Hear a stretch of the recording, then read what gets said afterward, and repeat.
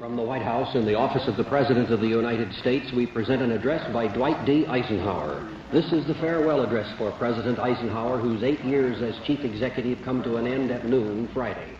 Mr. Eisenhower has chosen this time for his final speech. Ladies and gentlemen, the President of the United States.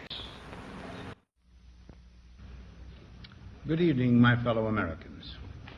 First, I should like to express my gratitude to the radio and television networks for the opportunities they have given me over the years to bring reports and messages to our nation. My special thanks go to them for the opportunity of addressing you this evening. 3 days from now, after half a century in the service of our country, I shall lay down the responsibilities of office as, in traditional and solemn ceremony, the authority of the presidency is vested in my successor. This evening, I come to you with a message of leave-taking and farewell, and to share a few final thoughts with you, my countrymen. Like every other citizen, I wish the new president and all who will labor with him Godspeed. I pray that the coming years will be blessed with peace and prosperity for all.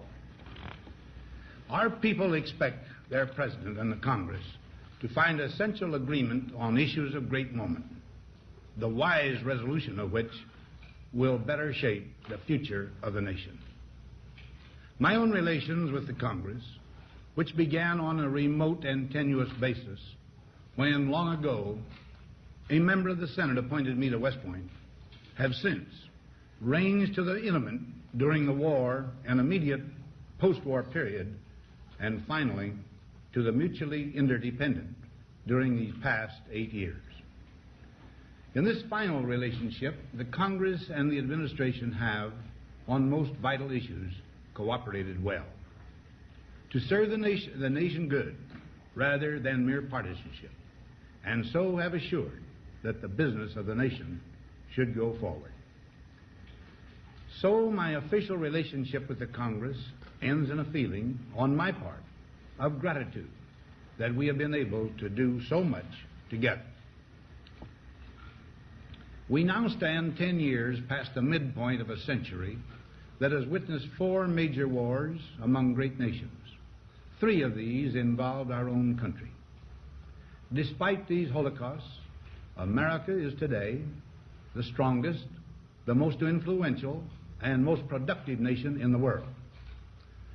Understandably proud of this preeminence, we yet realize that America's leadership and prestige depend not merely upon our unmatched material progress, riches, and military strength, but on how we use our power in the interest of world peace and human betterment. Throughout America's adventure in free government, our basic purposes have been to keep the peace, to foster progress in human achievement, and to enhance liberty, dignity, and integrity among peoples and among nations.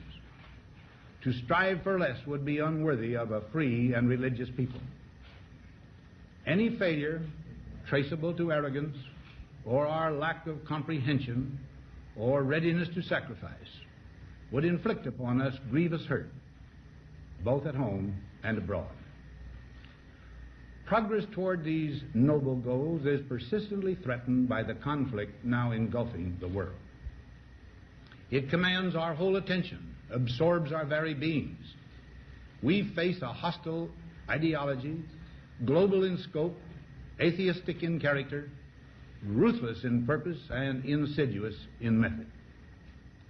Unhappily, the danger it poses promises to be of indefinite duration.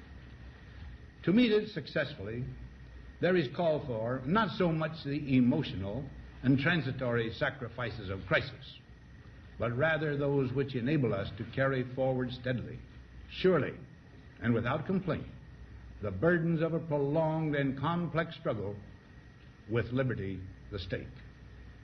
Only thus shall we remain, despite every provocation, on our charted course toward permanent peace and human betterment. Crises there will continue to be. In meeting them, whether foreign or domestic, great or small, there is a recurring temptation to feel that some spectacular and costly action could become the miraculous solution to all current difficulties. A huge increase in newer elements of our defenses, development of unrealistic programs to cure every ill in agriculture, a dramatic expansion in basic and applied research. These and many other possibilities, each possibly promising in itself, may be suggested as the only way to the road we wish to travel. But each proposal must be weighed in the light of a broader consideration, the need to maintain balance in and among national programs. Balance between the private and the public economy. Balance between the cost and hoped-for advantages. Balance between the clearly necessary and the comfortably desirable. Balance between our essential requirements as a nation and the duties imposed by the nation upon the individual. Balance between actions of the moment and the national welfare of the future. Good judgment seeks balance in progress. Lack of it eventually finds imbalance and frustration. The record of many decades stands as proof that our people and their government have, in the main, understood these truths and have responded to them well in the face of threat and stress. But threats, new in kind or degree, constantly arise. Of these I mention two only. A vital element in keeping the peace is our military establishment. Our arms must be mighty, ready for instant action, so that no potential aggressor may be tempted to risk his own destruction. Our military organization today bears little relation to that known of any of my predecessors in peacetime, or indeed by the fighting men of World War II or Korea. Until the latest of our world conflicts, the United States had no armaments industry. American makers of plowshares could, with time and as required, make swords as well. But we can no longer risk emergency improvisation of national defense. We have been compelled to create a permanent armaments industry of vast proportions. Added to this, 3.5 million men and women are directly engaged in the defense establishment. We annually spend on military security alone more than the net income of all United States corporations. Now, this conjunction of an immense military establishment and a large arms industry is new in the American experience. The total influence, economic, political, even spiritual, is felt in every city, every state house, every office of the federal government. We recognize the imperative need for this development, yet we must not fail to comprehend its grave implications. Our toil, resources, and livelihood are all involved. So is the very structure of our society. In the councils of government, we must guard against the acquisition of unwarranted influence, whether sought or unsought, by the military-industrial complex. The potential for the disastrous rise of misplaced power exists and will persist. We must never let the weight of this combination endanger our liberties or democratic processes. We should take nothing for granted. Only an alert and knowledgeable citizenry can compel the proper meshing of the huge industrial and military machinery of defense with our peaceful methods and goals, so that security and liberty may prosper together.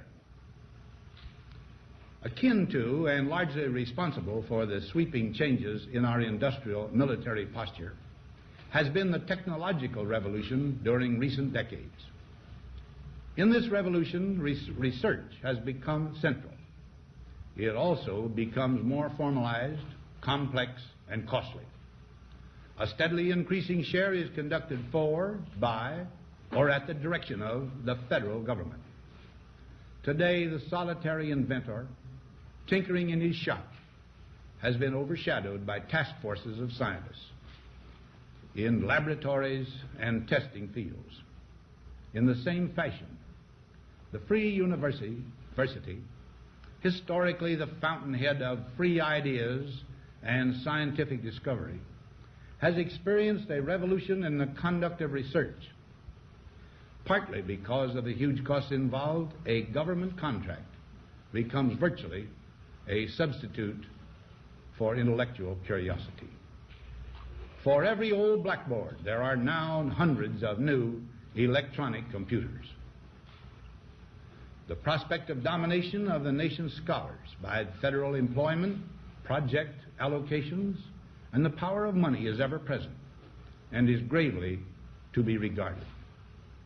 Yet in holding scientific research and discovery in respect, as we should, we must also be alert to the equal and opposite danger that public policy could itself become the captive of a scientific, technological elite.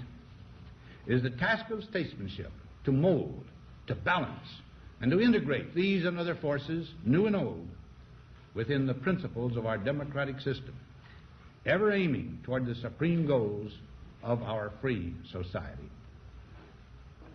Another factor in maintaining balance involves the element of time. As we peer into society's future, we, you and I, and our government must avoid the impulse to live only for today, plundering for our own ease and convenience the precious resources of tomorrow. We cannot mortgage the material assets of our grandchildren without risking the loss also of their political and spiritual heritage. We want democracy to survive for all generations to come, not to become the insolvent phantom of tomorrow. During the long lane of the history yet to be written, America knows that this world of ours, ever growing smaller, must avoid becoming a community of dreadful fear and hate, and be instead a proud confederation of mutual trust and respect. Such a confederation must be one of equals. The weakest must come to the conference table with the same confidence as do we, protected as we are by our moral, economic, and military strength. That table, though scarred by many past frustrations, cannot be abandoned for the certainty agony of disarmament of the battlefield. Disarmament with mutual honor and confidence is a continuing imperative. Together we must learn how to compose differences, not with arms, but with intellect and decent purpose. Because this need is so sharp and apparent, I confess that I lay down my official responsibilities in this field with a definite sense of disappointment. As one who has witnessed the horror and the lingering sadness of war, as one who knows that another war could utterly destroy this civilization, which has been so slowly and painfully built over thousands of years, I wish I could say tonight that a lasting peace is in sight. Happily, I can say that war has been avoided. Steady progress toward our ultimate goal has been made, but so much remains to be done. As a private citizen, I shall never cease to do what little I can to help the world advance along that road. So in this, my last good night to you as your president, I thank you for the many opportunities you have given me for public service in war and in peace. I trust in that service, you find some things worthy. As for the rest of it, I know you will find ways to improve performance in the future. You and I, my fellow citizens, need to be strong in our faith that all nations under God will reach the goal of peace with justice. May we be ever unswerving in devotion to principle, confident but humble with power, diligent in pursuit of the nation's great goals. To all the peoples of the world, I once more give expression to America's prayerful and continuing aspiration.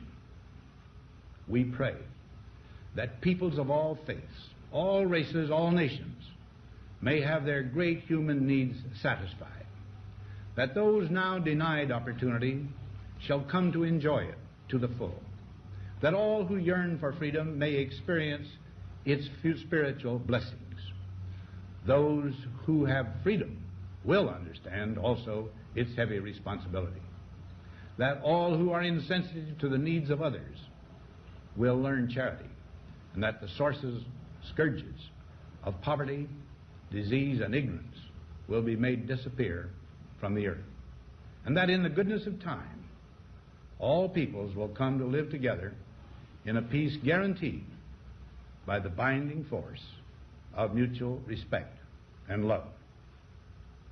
Now, on Friday noon, I am to become a private citizen. I am proud to do so. I look forward to it. Thank you, and good night.